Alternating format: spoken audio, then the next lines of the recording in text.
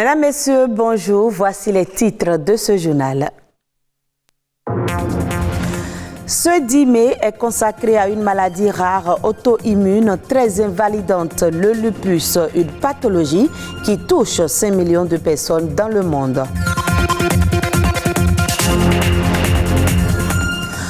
On parle aussi dans cette édition de la fente labiopalatine, cette malformation qui entraîne des troubles de la nutrition, de la respiration et même de la parole chez l'enfant.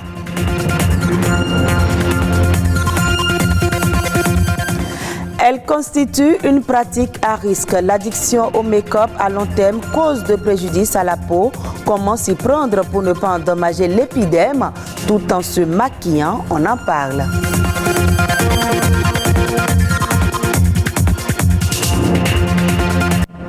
Aujourd'hui, 10 mai, c'est la journée mondiale du lupus. Le lupus est une maladie rare auto-immune, très invalidante, une pathologie encore peu connue qui touche près de 5 millions de personnes dans le monde. L'objectif de la journée mondiale du lupus est de sensibiliser le public à cette maladie. Suivez cet élément pour plus d'explications.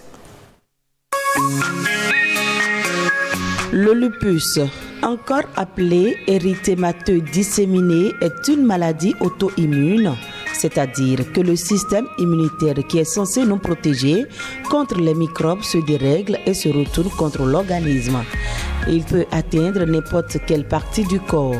Il touche plus les jeunes femmes âgées de 18 à 45 ans, mais les hommes peuvent aussi contracter le mal. La cause exacte de cette maladie reste à ce jour inconnue. Parmi les facteurs déclenchants, on trouve la lumière du soleil, les infections virales, le stress causé par une maladie, parfois la grossesse et certains médicaments. Les symptômes du lupus diffèrent d'une personne à une autre. En revanche, les signes qui apparaissent au début de la maladie sont des problèmes cutanés sur les parties généralement exposées à l'air, comme le visage, le cou et des douleurs articulaires. La recherche d'anticorps antinucléaires est l'analyse la plus importante pour diagnostiquer le lupus. La plupart des personnes atteintes de la maladie présentent un taux élevé d'anticorps antinucléaires dans le sang. L'analyse des antécédents médicaux et un examen physique contribuent de façon importante au diagnostic final. Alors qu'on estime que 5 millions de personnes dans le monde souffriraient d'une forme de cette maladie, aucune étude ne permet de chiffrer sa prévalence sur le continent africain.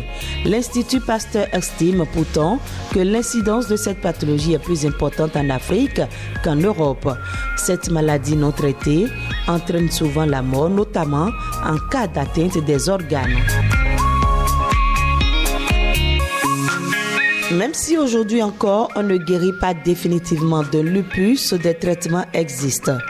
Le traitement médicamenteux dépend de sa gravité. Dans certains cas, les médicaments peuvent même ne pas s'avérer nécessaires. Mais pour prévenir le mal, il est important de consulter un rhumatologue en cas d'apparition des symptômes.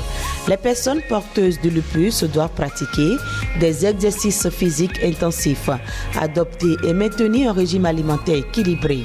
Le pronostic de suivi chez les personnes atteintes s'est considérablement amélioré ces dernières décennies. L'espérance de vie dépasse 95% à 10 ans avec une prise en charge adaptée.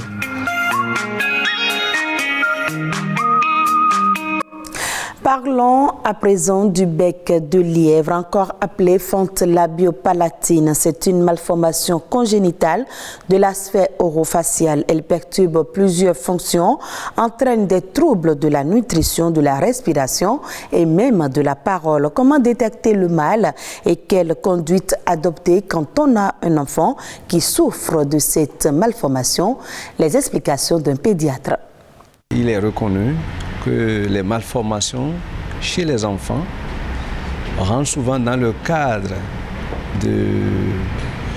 des grossesses, soit précoces, chez les filles qui ont eu, les filles mères, les personnes donc âgées de 15 ans, ou bien souvent chez des femmes qui sont tombées enceintes au-delà de 40 ans d'âge.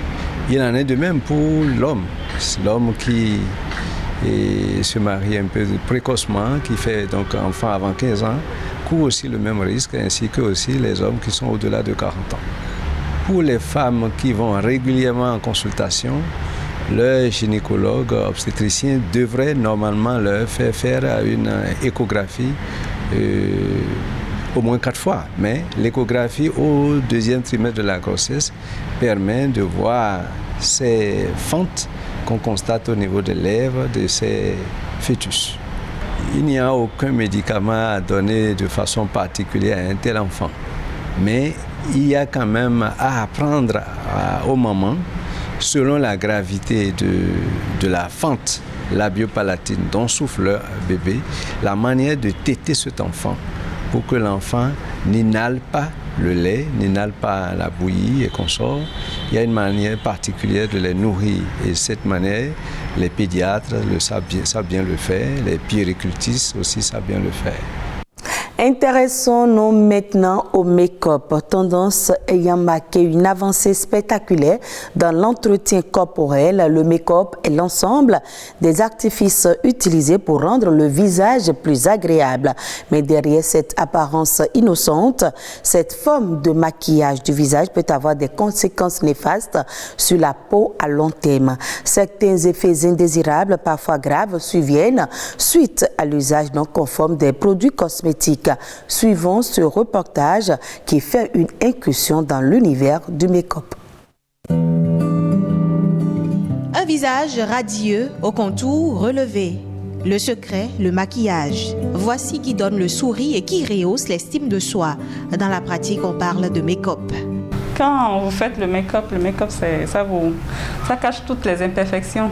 Le make-up, c'est un maquillage. Ce sont des techniques cosmétiques qui sont utilisées pour améliorer, donner une performance dans la beauté, corriger donc certaines tares et améliorer donc la beauté en gros. Simple ou surchargé, faire du make-up renvoie à l'emploi d'une multitude de produits cosmétiques.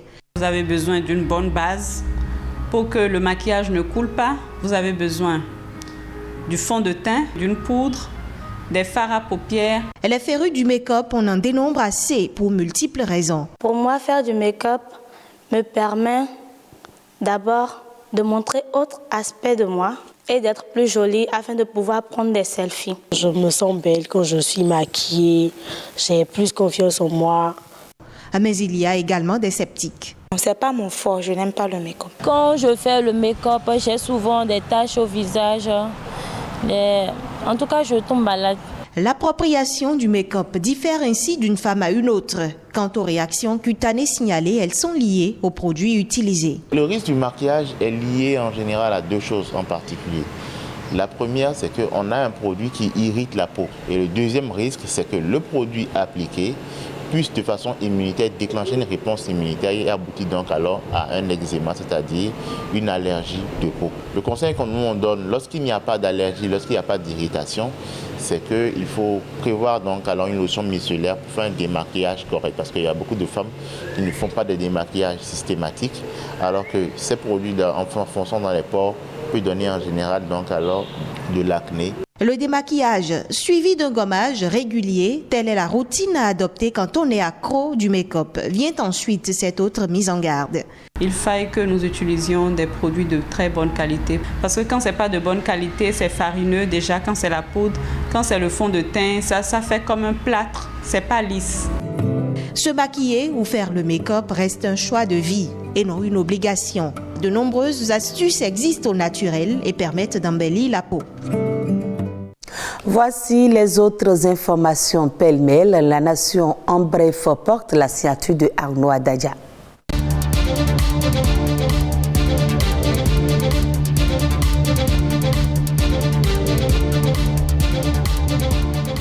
Fin ce dimanche à Cotonou du 17e Tour cycliste international du Bénin. Après 126,5 km parcourus entre Boïcon et Comin, c'est le coureur sud-africain Jonathan Bauer qui enfile à la fin du 14e tour le maillot World Cola. Je n'avais jamais participé à une course auparavant. C'est une expérience très intéressante. C'est bien de faire partie de cette aventure. Un tour qui a pris fin par un critérium sur un circuit fermé dans la capitale économique du Bénin. 50 jeunes filles des classes de seconde C ont reçu leur attestation après une formation en informatique et en robotique. C'est un programme d'encouragement initié par le ministère du Numérique afin d'intéresser ces jeunes filles aux matières strictement scientifiques et surtout au secteur de l'informatique et du numérique pour les opportunités qu'elles offrent. Après une violente tornade qui s'est abattue sur Kolkondé, un arrondissement de la ville de Djougou, l'association Alpha Taka, ensemble avec la mairie de Djougou, est allée au secours des populations sinistrées. Elle leur a offert 50 paquets de tôle, 50 paquets de fil de fer et 50 paquets de pointes pour aider les familles touchées et l'administration communale à refaire les toitures des maisons, des salles de classe et même de la mutuelle de santé endommagée après la tornade. Soyons aimables, c'est le thème retenu cette année pour la commémoration de la 74e édition de la Croix-Rouge. Une journée célébrée pour manifester la solidarité à l'endroit des millions de personnes qui expriment un besoin de secours. À travers cette célébration, c'est le rappel à l'humanisme qui est souhaité afin de sauver des victimes d'épidémies, de tremblements de terre, de guerres, d'accidents et de calamités diverses.